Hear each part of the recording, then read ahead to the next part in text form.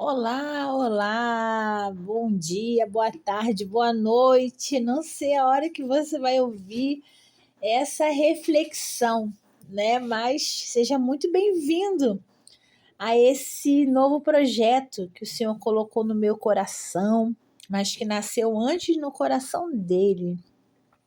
Eu quero pedir, por favor, para vocês curtirem esse vídeo, compartilharem, comentarem, né?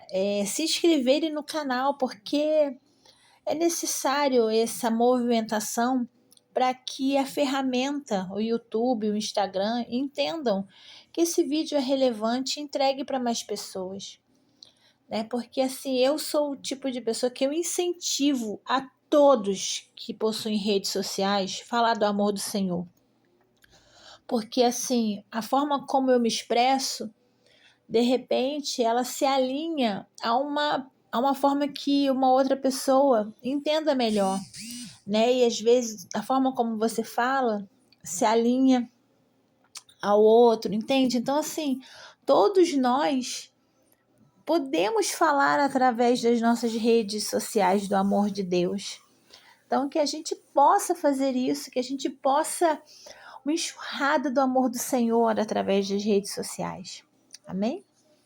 Então, hoje a nossa reflexão, ela vai se basear no versículo 23 do capítulo 11 do livro de Números, que diz o seguinte: Porém, o Senhor respondeu a Moisés: Será que a mão do Senhor se encurtou? Agora mesmo você verá se a minha palavra se cumprirá ou não. Oremos.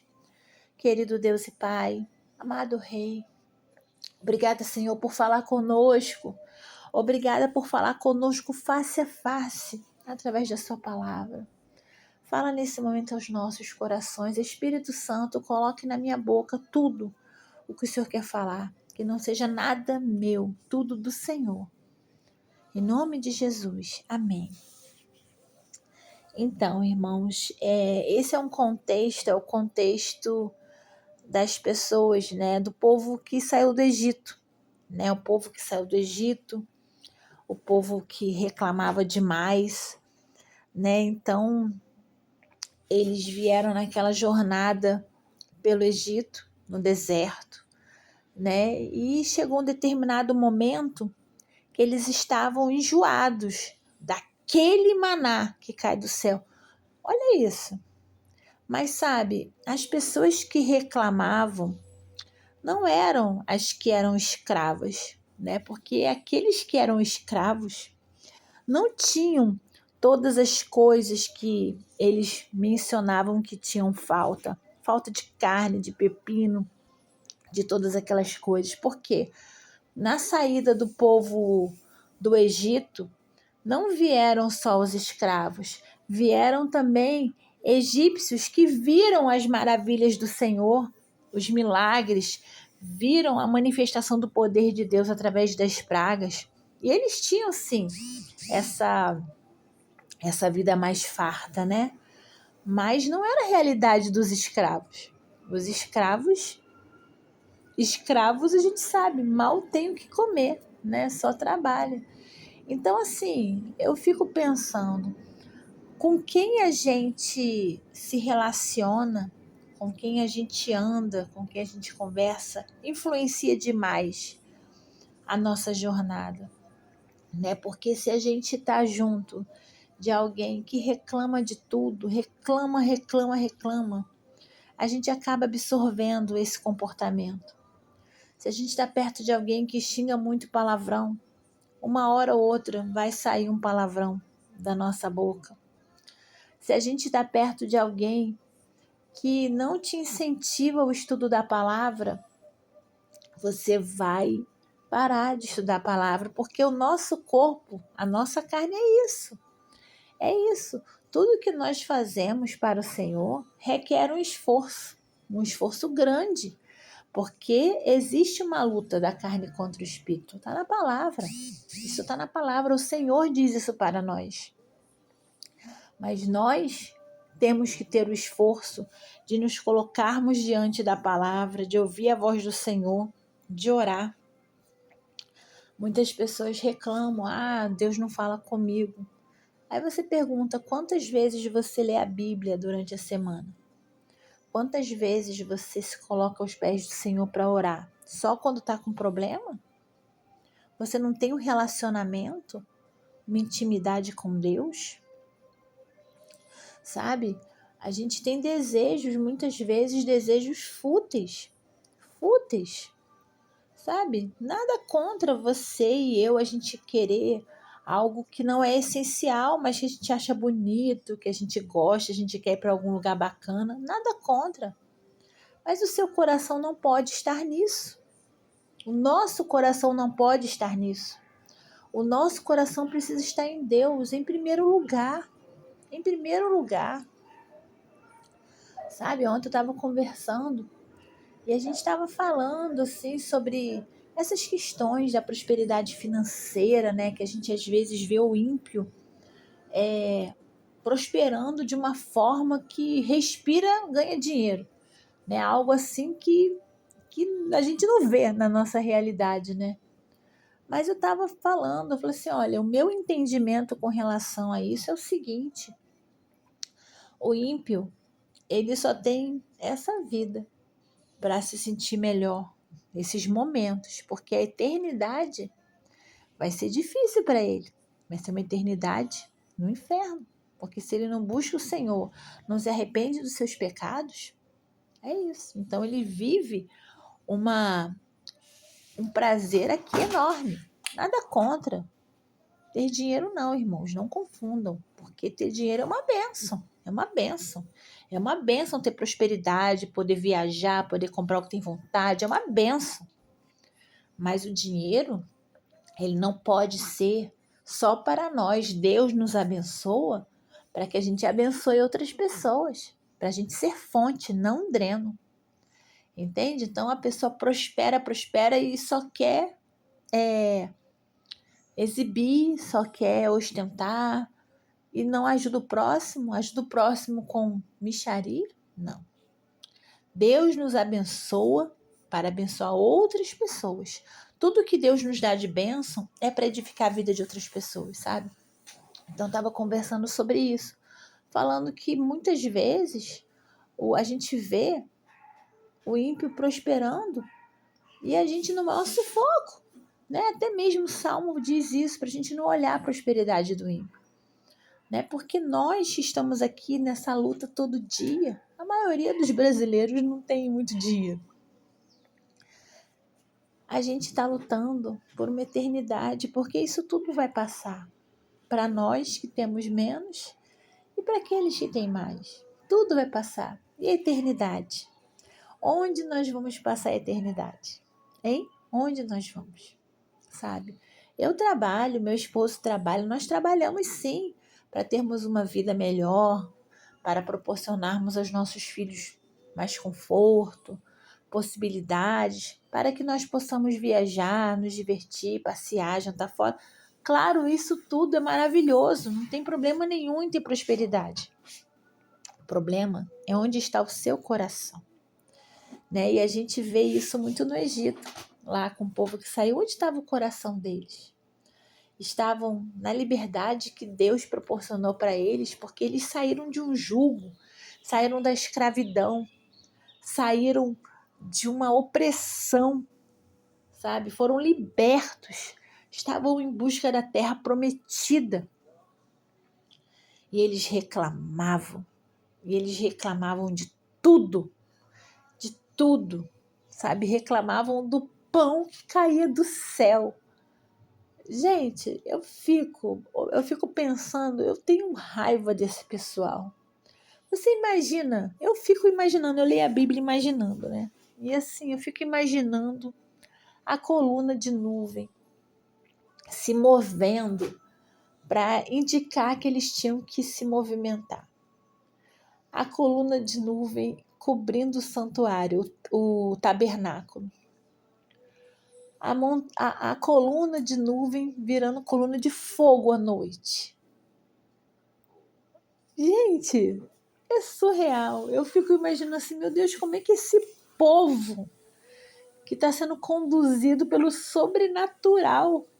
Por Deus, o Criador de todas as coisas, reclama de tudo desse jeito. Deus não deixou faltar nada para eles durante toda a jornada. As roupas não gastavam, o sapato não gastava. Deus, ele proporcionou vitórias em guerras. Eles não eram militares, eles não tinham experiência militar. E Deus ia na frente e vencia todos. Sabe? É uma ingratidão enraizada no coração, porque mal acabava de acontecer uma bênção, eles estavam reclamando de novo. Sabe, é um problema no coração. Onde está o nosso coração? Qual é o foco do nosso coração? Nas coisas ou no Senhor? Nas pessoas ou no Senhor? O nosso coração precisa estar no Senhor, sempre. Deus nos abençoa com muitas coisas, com o casamento, com os filhos, com o nosso trabalho, com a nossa casa, com a nossa saúde. Deus nos abençoa com inúmeras coisas aqui, né? Domingo teve um missionário lá na nossa igreja da Índia e ele falou: vocês são muito abençoados, vocês podem ir para a igreja, vocês têm Bíblia. Onde eu moro, na Índia, a gente é preso por causa disso. A gente é preso, machucado, sabe? E a gente reclama, Ao invés de a gente mergulhar na palavra de Deus, nadar de braçada no relacionamento com o Senhor, a gente se contenta com uma vida, com um devocional medíocre. A gente se contenta com isso. Muitas vezes só ouvindo o que diz no domingo. Eu já ouvi uma pessoa falando: não, o que eu ouço no domingo me satisfaz a semana toda. Como assim?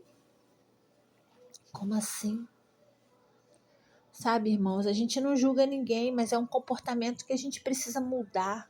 A gente precisa mudar, sabe? A gente reclama muito, a gente tem o coração em outros lugares, né? Deus aqui nessa situação, repetindo, ele fala: será que a mão do Senhor se encurtou? Agora mesmo você verá se minha palavra se cumprirá ou não. Porque Deus é misericordioso demais. O pessoal reclamou do maná. Aí Deus falou: vocês querem carne, né? Eu vou mandar carne para vocês. Deus falou com Moisés: eles estão reclamando, vou dar carne para eles. Aí Moisés falou: como?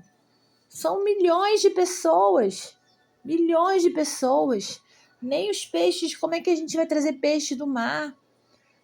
O gado não vai dar, não vai dar, não tem como. Aí Deus deve ter dito para ele: será que a mão do Senhor se encurtou? Você não lembra do Mar Vermelho? Você não está olhando essa coluna aqui que está direcionando você? Você não está lembrado do pão que cai do céu todos os dias? Você acha que eu não sou capaz de trazer carne para esse povo? Eu sou o criador de tudo. Eu fico Deus falando para ele: quem você pensa que eu sou? Não sou você, não. Você é limitado, eu sou o Deus Todo-Poderoso. Aí o Senhor foi e enviou as codornizes. As codornizes, porque ele falou que ia ser um mês que eles iam comer carne até sair pelas narinas, até eles enjoarem.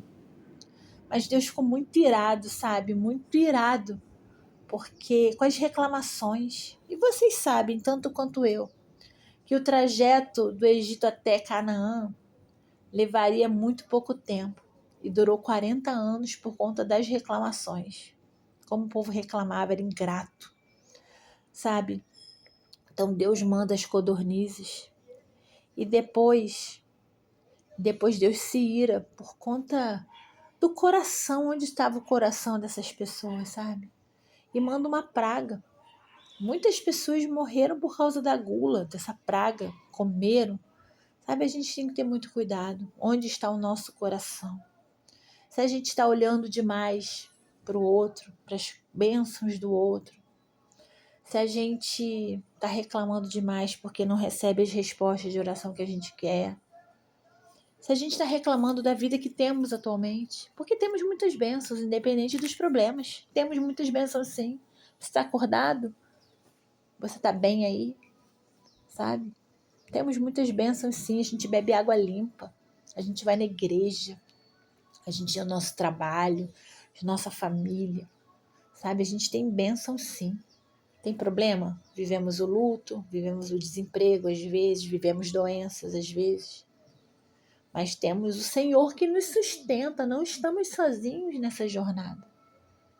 O braço do Senhor não se encurta, jamais. Onde está o seu coração? Onde está o nosso coração?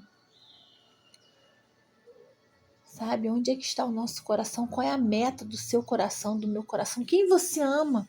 Quem você ama? Eu ouvi isso essa semana, o pastor falando sobre umas questões sérias lá, de pecado. Ele falou, quando você peca, você pratica isso, você está mostrando quem você ama mais, se é a prática do pecado ou Deus, ou a sua família. Aí ele fez assim, vou te desafiar a fazer uma oração.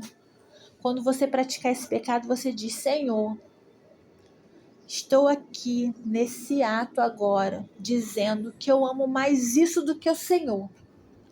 Quem vai ter coragem de fazer essa oração quando está praticando um pecado? Porque a gente pratica o que a gente ama mais. Ele falou essa frase e é verdade. A gente faz o que a gente ama mais. O que você ama mais, meu irmão? E minha irmã? O que você ama mais? O braço do Senhor não se encurtou, não se encurtará. O nosso Deus era, é e sempre há de ser. Há de vir. A gente tem um Deus eterno e todo-poderoso. Onde está o nosso coração? Onde está o nosso coração no que a gente não tem? A gente está olhando para o que a gente não tem, ao invés de termos um coração grato, que tenhamos um coração grato, mesmo que estejam faltando muitas coisas na sua vida, mas tenha um coração grato a Deus, porque as misericórdias dele se renovam a cada manhã. É infalível, é imutável. Deus nos ama, nos chama pelo nosso nome, nos escolheu. Tem um projeto para a nossa vida, um propósito desde antes da fundação do mundo. Irmãos, não é pouca coisa não. Somos amados do Senhor. Que a gente não desperdice essa dádiva e que o nosso coração esteja no lugar certo. Fiquem com Jesus e até a próxima reflexão, tá bom? Deus abençoe vocês. Tchau, tchau.